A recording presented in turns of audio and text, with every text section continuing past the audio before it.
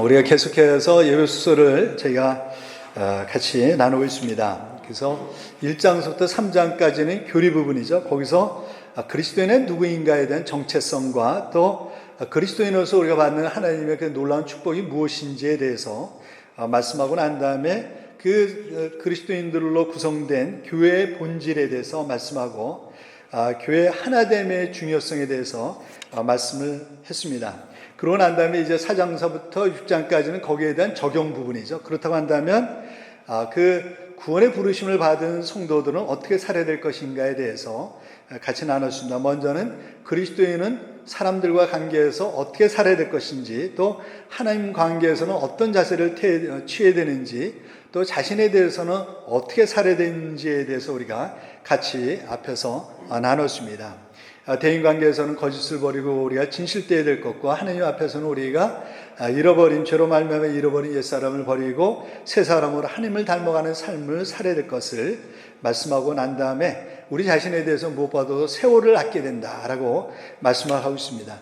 그러고 난 다음에 이제 5장 22절서부터 6장 4절까지는 가정에 대한 얘기를 하고 있습니다. 특별히 관계에 대해서 앞에서 얘기를 하고 난 다음에 그 관계 중에서 첫 번째로 가장 중요한 것으로 다른 것을 얘기하는 것이 아니라 그 부부의 관계, 또 자녀의 관계, 그것을 통해서 이루어지는 가정에 대해서 얘기를 하고 있습니다. 그러고 난 다음에 이제 5절서부터 9절까지는 사회 안에서 우리가 주종관계 가운데 어떻게 지혜롭게 행해야 될 것인지에 대해서 얘기를 하고 난 다음에 6장 10절부터 마지막 이제 마무리를 성도들의 일상에서 삶을 영적인 전쟁에 비유해서 우리 영적인 전쟁과 같은 이 세상 가운데서 성도의 삶을 어떻게 승리하며 살 것인지에 대한 얘기로 이 예배소서는 마무리하게 되게 됩니다. 오늘 이제 우리가 대인관계, 사람과의 관계에서 가장 중요한 것으로 사도 바울은 다른 것을 얘기하는 것이 아니라 부부의 관계를 말씀하고 있습니다. 그러면서 이루어진 그 가정에 대해서 얘기를 하고 있죠. 가정이야말로 정말로 하나님께서 우리에게 주신 가장 놀라운 축복 중에 하나라고 얘기할 수가 있습니다. 가정의 소중함에 대해서는 제가 굳이 말씀을 드리지 않는다고 할지라도 다 알고 계실 거예요. 그렇죠? 가정이 얼마나 소중한지. 근데 문제는 뭐냐면 그 소중한 가정이 무너지고 있다는 데 문제가 있습니다. 그렇죠? 미국만 하더라도 사실은 두 사람 중에 결혼한 사람 두 사람 중에 한 사람이 이혼하는, 그러니까 확률로 따지면은 50%죠, 그렇죠? 예.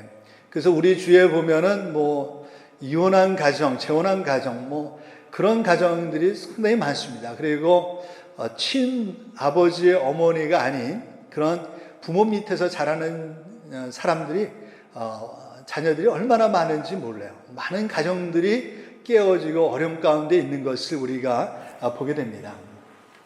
한국에도 마찬가지죠. 문제는 미국뿐만 아니라 한국도 마찬가지라는데 문제가 있습니다. 한국도 점차적으로 그 스타일이 미국을 닮아가고 있는 것 같아요. 그래서 한국도 이혼율이 가면 갈수록 증가하고 있는데 한국에서 왜 이렇게 이혼율이 높은지에 대해서 조사를 했습니다.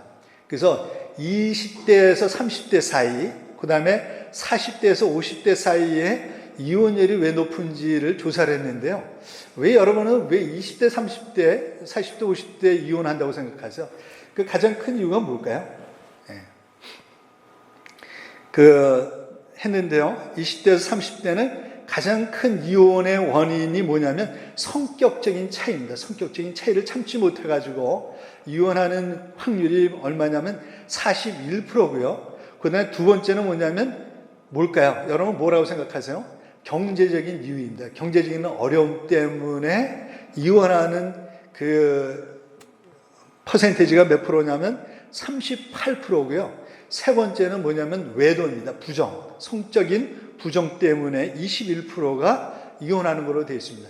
근데 이것이 40대, 50대로 넘어가면 달라지게 돼요. 40대, 50대에서 이혼하는 이유를 물어보니까 가장 큰 이유가 여러분 뭔지 아세요? 뭘까요? 부정입니다. 외도 문제가 가장 크고, 두 번째가 경제적인 문제, 세 번째가 성격적인 문제더라고요.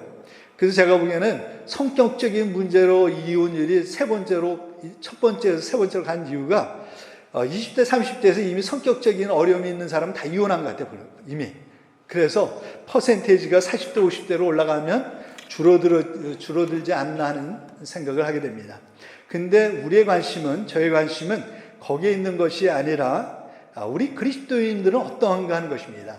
과연 우리 그리스도인들은 이런 문제에서 다른가? 세상 사람들은 이렇게 이혼율이 높고 가정에 어려움들이 많고 깨어진 가정들이 참 많은데, 그렇다고 한다면 우리 그리스도인들의 가정들은 정말로 아름답고 행복하고 온전한가 하는 것입니다. 저는 참 감사한 게 뭐냐면 우리 성도님들의 우리 가정들이 참 감사한 것 같아요. 보면은 다들 부부관계가 좋고 또 화목하신 것 같고 가정이 평화하고 그런 것 같아요. 안 그러세요? 제가 보기엔 다 그런 것 같은데, 그래서 저는 참 감사한 것 같아요. 여러분, 교회 안에도 보면, 교회들 보면 다 그렇지가 않습니다. 교회 안에도 보면 어려운 가정들이 참 많습니다. 그래서 저는 참 우리 교회 성도님들의 가정이 부부 사이도 좋고 가정도 화목하고 그래서 저 나름대로는 참 감사하게 생각하고 있습니다. 그런데 이런 현상이 일반적이지 않다는 데 문제가 있어요. 교회 보면 교회 안에 여전히 많은 가정들이 부부 사이가 어렵고 가정이 화목하지 못하고 여러 가지 문제 가운데 있는 가정들이 의외로 많이 있다는 데 문제가 있습니다. 예를 들어서 이혼율만 하더라도 교회를 안 다니는 사람들이 이혼율이 미국에서 50%라고 한다고 한다면 그리스도인들의 이혼율은 그것보다 훨씬 낮아야 됨에도 불구하고 사실 성경적으로 보면 이혼이라는 것은 있을 수가 없습니다. 성적인 외도 아니면 예수님은 절대로 이혼하지 못하게 말씀하고 계시거든요. 그렇기 때문에 이혼할 수가 없는데 실제적으로 현실을 보게 되면 믿는 사람이나 안 믿는 사람이나 이혼율이 별반 다르지 않다는 거예요. 그리스도인의 이혼율이 세상 사람들의 믿지 않는 사람들의 이혼율보다는 낮은 것은 사실이지만 그렇다고 해서 그만큼 많이 차이가 나지 않는다는 데 문제가 있고요. 또 그리스도인의 가정이라고 해서 모든 가정들이 다 화목한 것이 아니라 그리스도인 가정 중에서도 부부 사이가 안 좋아서 늘 어려움 가운데 있고 가정이 어렵고 힘든 가정들이 깨어지기 일보 직전에 있는 가정들이 많이 있다는 데 문제가 있습니다. 여러분들은 그 원인이 어디 있다고 생각하십니까? 왜 하나님을 믿는 가정이나 하나님을 믿지 않는 가정이나 왜 부부 사이가 그렇게 어렵고 가정이 화목하지 못하고 그리고 어려움 가운데 있는가? 깨어지기 일보 직전에 있는 그리스도인의 가정이 왜 교회 안에 여전히 많이 존재하는가 하는 것입니다. 그 이유가 뭘까요? 저는 그 이유가 뭐냐면 가정의 질서를 우리가 따르지 않는 데 문제가 있다고 생각합니다. 하나님께서는 가정을 세워놓으셨을 때 분명한 가정의 질서를 세워놓으셨습니다. 그런데 그 가정의 질서를 남편은 남편대로 아내는 아내대로 그것을 지키지 않기 때문에 결국 부부 사이에 어려움이 다가오게 되고 가정이 어려움을 겪게 되고 그것으로 인해서 깨어지기 직전, 일보 직전에 있는 가정들이 여전히 교회 안에도 현실적으로 존재한다라고 저는 생각합니다. 오늘 본문의 말씀에 있는 말씀에 보면 남편의 역할과 아내의 역할을 아주 심플하게 말씀하고 있어요. 어떻게 보면 우리가 너무나도 잘 알고 있는 말씀입니다. 그래서 제가 특별히 이 말씀을 할 필요가 없습니다.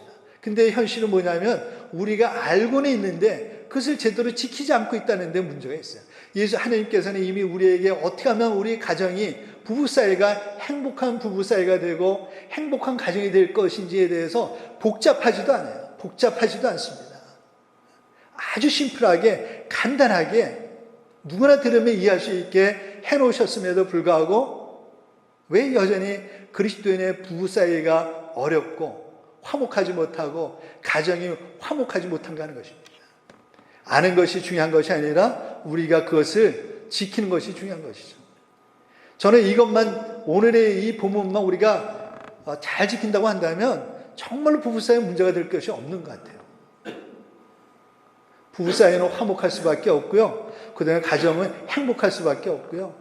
자녀들은 그 행복한 가정 안에서 정말로 기쁘게 잘 자랄 것 같아요. 오늘 본문의 말씀해 보시면 22절에 이제 첫 번째 말씀을 하시죠. 22절에 보시면 아내들이여 자기 남편에게 복종하기를 주께 하듯 하라라고 되어 있어요. 우리 딸 지은이는요, 이 말씀을 되게 싫어해요. 그리고요, 이것 때문에 사도 바울을 되게 싫어해요.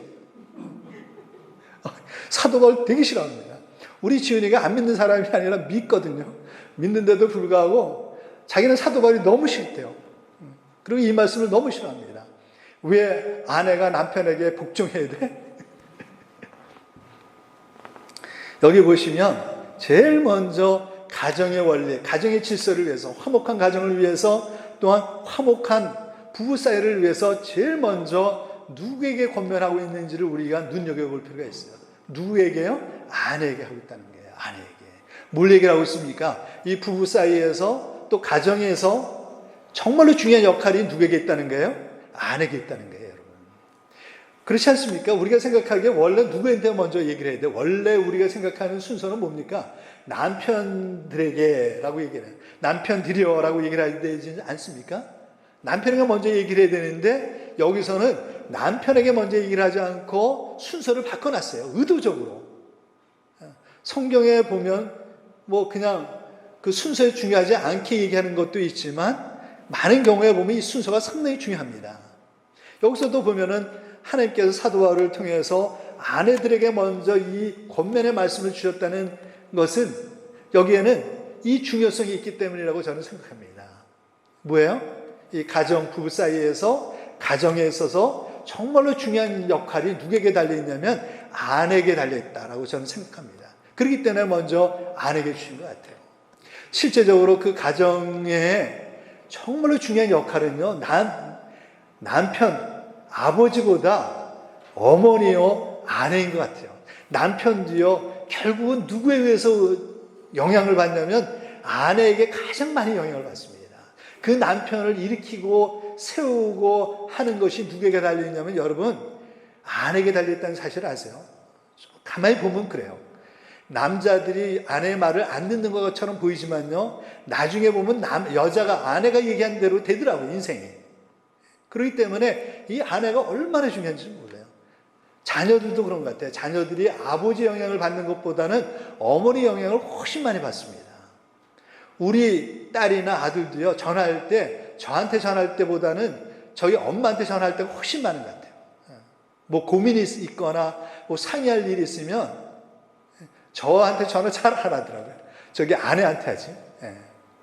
정말로 그런 것 같아요. 이렇게 부부 생활을 해보고 또 가정 생활을 해보면 이 정말로 이 남편도 결국은 아내에게 달린 거고 그다음에 가정도 이게 아내가 참 중요하구나 하는 생각을 많이 하게 됩니다. 그렇기 때문에 사도 바울이 남편에게 먼저 권면한 것이 아니라 아내에게 먼저 권면한 것이 아닌가 하는 생각이 들어요.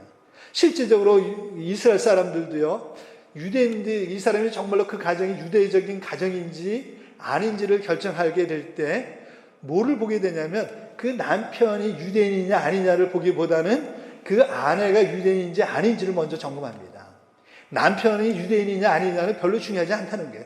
그 가정에 가장 큰 영향력이 누구에게 있냐면 아내에게 있기 때문에 아내가 유대인이냐 아니냐가 그 가정이 정말로 유대교 가정인지 아닌지를 결정짓는 가장 중요한 근거가 되기 때문에 유대 사회에서 그 사람이 그 가정이 유대인 가정인지 아닌지를 결정할 때 가장 중요하게 보는 것은 그 아내가 유대인인지 아닌지를 보지 남편이 유대인인지 아닌지를 보지 않습니다.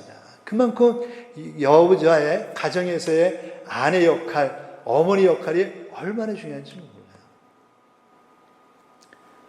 근데 여기 보시면 뭐라고 그랬습니까? 22절에 보시면 아내들이요, 그 다음에 뭐라고 얘기를 하고 있어요? 자기 남편에게 복종하기를 주께 하듯 하라고 되어 있어요. 이 복종이라는 단어는 현대인들이 가장 싫어하는 단어입니다. 그렇죠? 참 남자가 듣기에도 거북살스러워요. 요새 이런 얘기 있으면 잘못하면 큰일 나죠. 그렇죠? 네. 사실 이것은 이 33절에 가면 이것이 존경이라는 단어로 바뀌었어요. 존경이라는 단어로 마무리합니다. 이 의미는 복종하라는 단어를 조금 순화하면, 현대 언어로 순화를 하면 뭐냐면 존중하라는 의미가 있어요. 존중하라. 아내들이여 자기 남편에게 남편들의 생각과 의견을 뭐 하라는 게? 존중하라는 거예요. 근데 모든 남자가 아니라, 다른 남편이 아니라 누구에게요? 자기 남편에게. 얼마나 다행인지 몰라요. 만약에 여자들이요 다른 남자들에게 복종하라 그러면 얼마나 끔찍한 일이 일어나겠어요. 근데 여기 보시면 모든 남자가 아니라, 다른 남편이 아니라 누구에게만 하면 돼요? 자기 남편에게만 하면 됩니다. 남편에게. 네. 근데 왜 아내가 남편의 의견과 이 얘기를 존중하고 가능하면 따라줘야 하냐는 것입니다. 그 이유가 23절에 나와 있죠. 23절에 보시면 이것은 어떤 남자와 여자의 우열의 문제가 아닙니다. 우리는 잘못 생각하면 이것을 남자가 여자보다 더 우등하고 여자는 열등하기 때문이라고 생각할 수가 있어요. 그러나 성경은 절대로 그렇게 얘기를 하고 있지 않습니다. 갈라디아서 3장 28절에 보시면 거기 그렇게 말씀하고 있죠. 사도 바울은 갈라디아서 3장 28절에서 남성과 여성이 주 안에서 평등한 것을 분명하게 말씀하고 있습니다. 거기 보시면 너희는 유대인이나 헬라인이나 종이나 자유인이나 남자나 여자나 다 그리스도 예수 안에서 뭐예요? 하나이니라 라고 해요. 그래서 하나라는 것은 뭐예요? 동등하다는 것을 얘기를 하고 있어요. 그렇기 때문에 지금 사도 바울이 아내는 남편에게 복종해야 된다라고 얘기했을 때 이것은 어떤 우리가 가지고 있는 고정관념처럼 남자가 여자보다 우월하기 때문에 그런 것이 아니라는 사실을 먼저 분명히 할 필요가 있습니다. 그렇다고 한다면 왜 아내는 남편에게 복종해야 될까요? 존중해야 될까요? 그 이유를 23절에서 이렇게 얘기를 하고 있습니다. 23절에 보시면 이는 남편이 아내의 머리됨이 그리스도께서 교회의 머리됨과 같음이니라고 얘기를 하고 있어요. 뭐라고요? 왜 그래야 된다고요? 왜 그 아내가 남편의 생각과 의견을 존중하고 순종해야 된다고요? 그것은 다른 것이 아니라 남편이 아내의 뭐예요? 머리됨이 마치 그리스도께서 교회의 머리됨과 같기 때문에 그렇다라고 얘기를 하고 있어요. 한마디로 쉽게 얘기를 하면 남편은 아내 뭐가 된다? 머리라는 거예요. 동의가 되세요? 네? 그렇습니까? 네?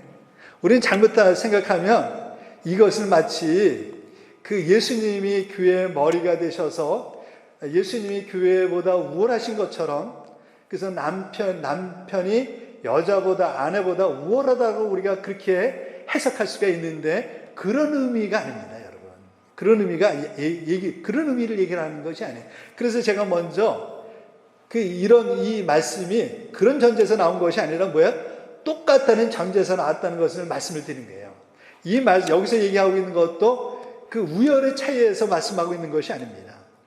그런 의미에서 그리스도가 교회의 머리됨이라고 얘기했었을 때 그 의미를 우리가 먼저 분명히 할 필요가 있어요. 그 의미가 뭘까요?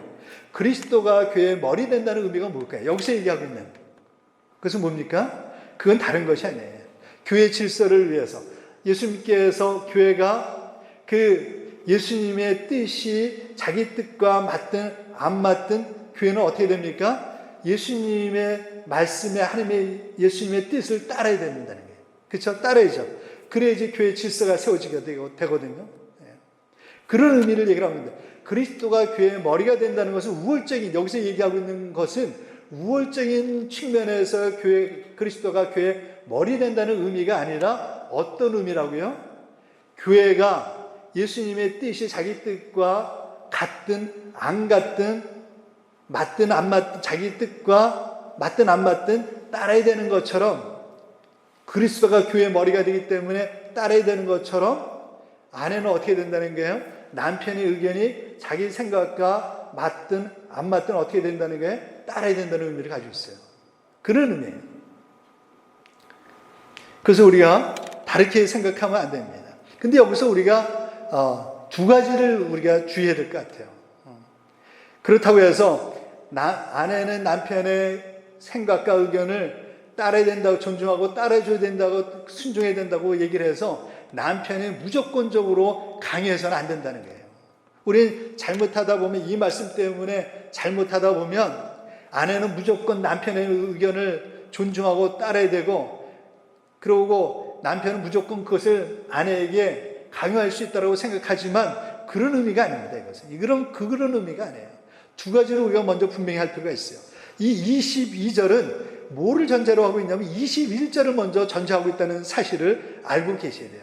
21절에 보시면 어떻게 되어 있습니까? 21절에 보시면 그리스도를 경외함으로 뭐야? 피차 복종하라. 이것이 전제되고 그 다음에 나온 말씀이 22절 말씀이에요. 뭘 전제로 하고 있습니까? 먼저 전제하고 있는 것은 아내나 남편이나 뭐 해야 돼요? 먼저 피차 복종해야 돼요. 피차 뭐 해야 됩니까? 서로 생각을 존중하고 서로 그것을 우리가 따르려고 하는 그것이 전제가 되고 있었을 때 비로소 22절이 가능하다는 거예요. 무조건적으로 남편이기 때문에 아내에게 자기 생각을 강요한다든지 아내는 무조건 남편의 말이기 때문에 순종해야 된다는 의미가 아니라는 것이에요. 부부는요, 먼저 어떻게 됩니까? 남편은 어떤 가정의 일을 결정할 때 남편은 아내에게 자기 생각을 먼저 얘기를 하고 아내는 그 얘기를 듣고 또 남편은 어떻게 됩니까? 아내의 의견을 들어야 돼요.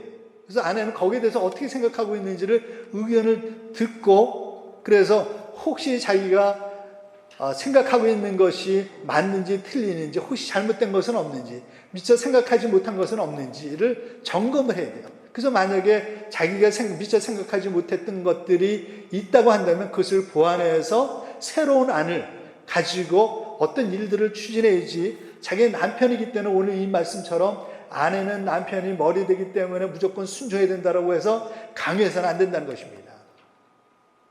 그렇기 때문에 남편 된 자는 먼저 자기 생각을 아내와 상의를 해야 되고, 아내는 거기에 대해서 자기 생각을 충분히 반영을 해야 됩니다. 하나님께서 아담에게 하와를 주셨을 때 무슨 배필로 주셨다고 되어 있어요? 돕는 배필로 주셨어요. 돕는 배필로. 저는 아내가 어떤 면에서 도울까? 저는 다른 것이 아니라 지혜적인 측면에서 도움이 필요하다고 생각해요. 남편들은요, 남자들은 상당히 심플합니다. 단순해요. 그래서 세세한 것까지 생각을 못할 때가 많이 있어요. 근데 아내들은요, 상당히 섬세합니다. 그리고 머리가 누가 더 좋을까요? 제 결론에 의하면 남편보다 아내가 머리가 더 좋은 것 같아요. 얘기하다 보면. 안 그런가요? 다른 가정은 안 그런가요? 왜 그러냐면 저는 그게 가능성이 있다고 생각하는 게 뭐냐면 재질이 다르잖아요. 남편은 흙으로 만들었는데 아내는 뭘로 만들었냐면 남편의 뼈로 만들었잖아요. 그래서 이게 재질이 좋아서 그런 건지 하여튼 간에 저 같은 경우는 아내랑 얘기하다 보면 제가 생각하지 못했던 그 미세한 면, 큰 줄기는 제가 맞을 때가 많이 있어요. 근데 세세한 면을 미처 생각하지 못한 면들이 있는데 얘기하다 보면 그런 것들을 알게 돼요. 하여튼 간에 중요한 것은 그거고요. 네. 그렇기 때문에 이것이 전제가 되고 있다는 것과 또 하나 중요한 것은 뭐냐면, 또 하나는 무조건 따라서는 안 되는 게 뭐냐면, 이것은 뭐를 전제로 하냐면 주님의 뜻 안에서라는 것을 성경은 전제하고 있다는 사실을 우리가 놓쳐서는 안 돼요. 아무리 남편의 의견이지만 그것이 주님의 뜻과 부합되지 않으면 아내는 뭐 할 수 있는 권리가 있습니까? 저항할 수 있는 권리가 있어요. 그것을 따르지 않을 수 있는 권리가 성경적으로 주어져 있습니다. 만약에 남편이 아내가 교회를 가려고 그러는데 가지 못하게 한다든지 그러면 그것은 거부할 권리가 있습니다. 우선순위가 다르기 때문에 그래요. 옛날에 우리 어머니들은요, 얼마나 핍박을 많이 받았는지 몰라요. 남편의 핍박, 시부모님의 핍박, 교회 가지 말라고 그랬는데 그 신앙을 지키기 위해서 그 남편의 매를 맞아가면서 시어머니의 구박을 맞아가면서도 그 신앙을 굽히지 않고 교회를 다녔고요. 그래서 그 자녀들이 신앙을 이어받게 되고요. 그래서 우리 교회가, 한국 교회가 이어져 올 수가 있었던 거예요. 만약 그때 이 말씀을 잘못 이해해가지고 남편의 말이니까 무조건 순종해야 된다고 해서 교회를 다니지 않았다고 한다면 한국 교회는 있을 수가 없었을 것입니다. 한국 교회는 사실 어떻게 보면 이 어머니들이 이어준 신앙이라고 저는 생각해요. 아버지보다. 물론 훌륭한 아버지들이 없었다는 얘기를 하고 있는 것이 아니에요. 근데 그것을 뒷받침하고 있었던 것이 뭐냐면 어머니들의 신앙이거든요. 근데 중요한 것은 뭐냐면 남편에게 순종하라고 그랬다고 모든 것을 순종해서는 안 된다는 거예요. 그것이 정말로 성경적인지 아닌지를 잘 분별해야 된다는 거예요. 그래서 성경적이지 않다고 그랬을 때는 뭐 할 수 있는 권리가 있냐면 저항할 수 있는 권리가 있습니다. 정부가 잘못됐을 때는 우리가 정부가 잘 됐을 때는 순종해야 되지만 그러나 정부가 비성경적으로 우리가 강요했을 때는 우리는 뭐 할 수 있는 권리가 있습니까? 저항할 수 있는 권리가 있어요. 시민 불복종 권리가 있습니다. 그것은 성경에서 나온 거예요. 시민 불복종 운동은요, 성경에서 나온 것입니다. 국가가 국민에게 잘못된 것을 강요했을 때 시민들은 그것을 정할 수 있는 권리가 있습니다. 물론 그것이 성경에 합한 것이라고 한다면, 거스리는 것이 아니다고 한다면 우리가 따라줘야 되죠. 그러나 그러지 않을 때 우리가 정할 수 있는 권리가 있는 것처럼 부부 사이에서도 그것이 성경적이지 않을 때는 그것을 정할 수 있는 권리가 있습니다. 근데 여기서 중요한 것은 뭐냐면 그것입니다. 틀린 것과 다른 것을 우리가 잘 구별해야 된다는 거예요. 틀린 것과 다른 것. 틀린 것에 대해서는 우리가 정할 수 있는 권리가 있습니다. 성경. 그러나 다른 것에 대해서는, 다른 것, 틀리지 않고 다른 것에 대해서는 그것이 내 마음에 맞든 마음이 맞지 않을 때가 있을지라도 어떻게 된다는 거예요? 따라야 된다는 거예요. 그렇다고 한다면 그 다른 것과 틀린 것을 우리가 어떻게 구별할까요? 그 기준은 성경입니다. 성경을 봤을 때 이것이 틀린 것과 다른 것인지를 잘 구별하셔야 돼요. 우리는 자칫 잘못하면 다른 것을 틀린 것으로 오해할 수가 있어요. 그래서 저항할 수가 있어요. 근데 그렇기 때문에 이것을 잘 구별해야 됩니다. 저도 맨 처음에 저희 아내와 그랬어요. 저랑 다르면 전 틀렸다고 생각을 했었어요. 근데 나중에 보니까 틀린 게 아니라 다른 거더라고요. 다른 거. 다른 거. 그렇기 때문에 틀린 것과 다른 것을 잘 구별하셔야 돼요. 그래서 틀린 것에 대해서는 분명히 손을 거야 되지만 다른 것에 대해서는 어떻게 된다고요? 아내가 남편의 생각과 의견과 결정에 대해서 마음에 안 들어도 어떻게 된다는 거예요? 그럴 때에도 따라줘야 된다는 거예요. 그렇다고 해서 무조건 따르기보다는 자기 생각을 충분히 얘기를 했죠. 나는 그런 것보다는 이렇게 하기를 원하는데 왜 그런지를 충분히 얘기를 해서 설득을 해야 되고, 그래도 남편이 하겠다고 한다면 어떻게 된다는 거예요? 따라야 된다는 거예요. 그것이 성경적인 원리입니다. 그리고 거기에 대한 모든 책임은 누구의 몫입니까? 남편의 몫이에요. 가정이 왜 지금 성경의 사도 바울이 왜 이런 얘기를 하고 있냐면 가정의 질서를 위해서 그럽니다. 그리고 가정의 책임은 누구에게 있어요? 아내에게 있는 것이 아니라 궁극적으로 남편에게 있습니다. 가정의 모든 결과는 누구의 책임이냐면 남편의 책임이에요. 그래서 궁극적으로 그것을 결정권을 누구에게 맡긴 거냐면 남편에게 맡긴 거예요. 그래서 집안에 일어나는 모든 문제의 책임은 전적으로 누가 져야 되냐면 남편이 져야 돼요. 남편에게 있습니다. 남편에게 있어요. 그것을 알아야 돼요. 그 다음에 이제 남편에 대해서 말씀하고 있습니다. 남편은 뭐예요? 25절부터 28절에 얘기를 하고 있는데 한마디로 얘기를 하면 25절입니다. 25절에 보시면 남편들의 아내 사랑하기를 그리스도께서 교회를 사랑하시고 그를 위하여 자신을 주신 것 같이 하라라고 했어요. 한마디로 얘기를 하면 뭐예요? 아내를 사랑하라라고 했어요. 근데 아내를 어떻게 사랑해야 된다고요? 어떻게 사랑해야 돼요? 그리스도께서 교회를 사랑하시고 그 교회를 위하여 자신을 주신 것 같이 하라. 이거 참 엄청난 거죠. 그렇죠? 예. 어떻게 살아가는 거예요? 희생적으로 살아가는 거예요. 자기 목숨을 걸고 살아가는 거예요. 목숨을 걸고 아내를 지켜야 되고요. 위험으로부터 아내를 지켜야 되고요. 목숨을 걸고 아내를 사랑해야 된다. 희생적인 사랑을 얘기를 하고 있습니다. 희생적인 사랑을 얘기를 하고 있어요. 근데 그 이유가 뭘까요? 왜 그렇게 사랑해야 될까요? 28절에 보시면 그 이유가 있어요. 그 이유가 뭐냐면 28절에 보시면 이렇게 말씀하고 있습니다. 이와 같이 남편들도 자기 아내 사랑하기를 자기 자신과 같이 할지니 자기 아내를 사랑하는 자는 뭐예요? 자기를 사랑하는 것이라. 아내를 사랑하는 것이 뭐라고요? 자기를 사랑하는 거라는 거예요. 왜 그럴까요? 왜 아내를 사랑하는 것이 자기를 사랑하는 걸까요? 여러분 거기에 대해서 동의가 되십니까? 아내를 사랑하는 것이 자신을 사랑하는 거라는 것에 동의가 되세요? 그 이유를 31절에서 얘기를 하고 있습니다. 그 이유를. 왜 그런가? 31절에 보시면 이렇게 얘기를 하고 있습니다. 그러므로 사람이 부모를 떠나 그의 아내와 합하여 그 둘이 한 육체가 될지니 라고 얘기했어요. 뭐라고 얘기를 했습니까? 부부는 일심동체라는 겁니다. 정말로 우리가 성경적으로 결혼을 해서 한 가정을 이루고 부부 사이를 이룬 부부라고 한다면 더 이상 둘이 아니라 뭐예요? 하나라는 거예요. 그렇기 때문에 아내를 사랑하는 것은 결국 누구를 사랑하는 거라는 거예요? 자기를 사랑하는 거라는 거예요.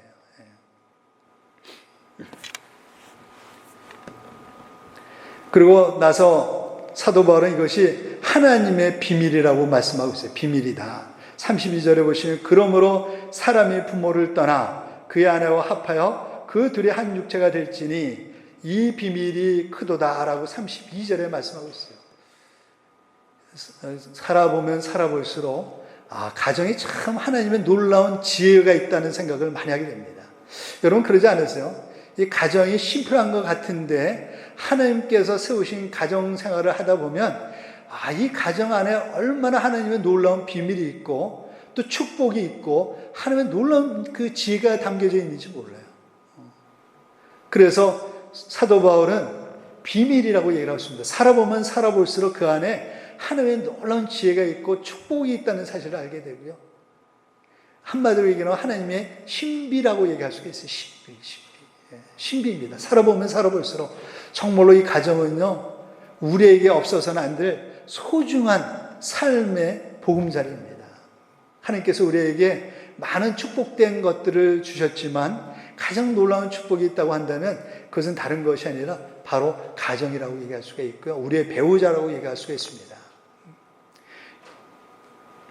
그러면서 이제 사도 바울은 33절에서 부의 원리를 이렇게 요약하면서 마치게 되죠. 그러나 너희도 각각 자기 아내 사랑하기를 자신같이 하고 아내도 자기 남편을 존경하라. 저는요, 부부 사이가 좋아지고 그 다음에 가정이 행복한 가정이 되는 데 있어서 다른 얘기가 없는 것 같아요. 이것만 우리가 남편은 남편대로 아내는 아내대로 지킬 수만 있다고 한다면 저는 정말로 부부 사이는 행복할 수밖에 없고 그 가정은 정말로 행복한 가정이 될 거라고 저는 생각합니다. 근데 이것을 얘기를 하면요, 문제는 뭐냐면 오히려 이것이 저는 설교하면서 걱정이 되는 게 뭐냐면 잘못 이해하게 되면 이 말씀을 서로 잘못 적용할 수가 있어요. 아내에게 준 말씀을 가지고 남편이 주장하고 남편에게 준 말씀을 가지고 아내가 주장하게 되면 오히려 부부 사이가 힘들어지게 됩니다. 뭐냐면 남편은 아내에게 뭐라고 얘기를 하면 오늘 목사님 말씀을 들어봐라. 뭐라고 얘기를 했냐? 남편을 뭐라고요? 남편은 아내의 머리가 되니까 교회가 그리스도께 복종한 것처럼 순종하라고 그러지 않았느냐? 그렇게 얘기를 하고 아내는 얘기하기를 그리스도께서 교회를 사랑하신 것 같이 아내를 사랑하라고 그러지 않았느냐? 그러게 되면 어떻게 됩니까? 계속 싸우게 되는 거죠. 그래서 교회에서 예배 시간에는 은혜 받고 갔다가 차 속에서 싸우는 부부들이 있어요. 붕에서 은혜 받고 돌아가면서 차 속에서 싸우는 경우가 대부분 그런 경우예요. 어떤 경우냐면 서로 자기에게 주신 말씀을 가지고 자기 자신에게 적용하는 것이 아니라 그것을 어떻게 적용하게 될 때 그래요? 상대방에게 적용할 때요. 여러분, 그렇기 때문에 아내에게 주신 말씀을 가지고 남편이 아내에게 주장해서는 안 되고요. 아내는 남편에게 주신 말씀을 가지고 남편에게 주장해서는 안 돼요. 어떤 사람이 이것을 가지고 누가 먼저 상대방에게 먼저 주장하는 사람들이 있습니다. 아내는 남편에게 당신이 나를 먼저 사랑하면 내가 순종할게. 남편은 아내에게 당신이 나에게 순종하면 내가 당신을 사랑할게. 그런데 그것은 참 성경적이지 않죠. 그렇죠? 성경적이지 않습니다. 성경적인 원리는 이 말씀은 상대에게 요구하는 것이 아니라 뭐예요? 자기 자신에게 요구한다는 거예요. 그것을 우리가 놓치지 말아야 될 것입니다. 저는 참 우리 교회 성도님들을 생각하면 참 감사한 게 부부 사이가 다 좋으시고요. 가정들이 화목해서 얼마나 감사한지 모릅니다. 여러분들 혹시 부부 생활할 때 또 가정을 이끌어 나갈 때 힘들고 어려움이 있으면 이 말씀을 꼭 생각하세요. 남편은 주님께서 하나님께서 우리에게 남편에게 주신 말씀이 뭔지를 생각하고 아내에게 주신 말씀을 생각하지 말고요. 아내는 남편에게 주신 말씀을 생각하지 말고 아내에게 주신 말씀이 뭔지를 생각하시면서 해보세요. 상대방이 먼저 변화되기를 기대하지 마시고 내가 먼저 변화되어야 됩니다. 내가 변화되어야 돼요. 나도 내 자신이 변화되기 어려운데 상대방이 먼저 변화되기를 원하는 그것은 거의 불가능한 것을 기대하는 거랑 똑같습니다. 상대방이 먼저 변화되기를 원하기보다 자기 자신이 먼저 변화되셔야 돼요. 기도하시겠습니다.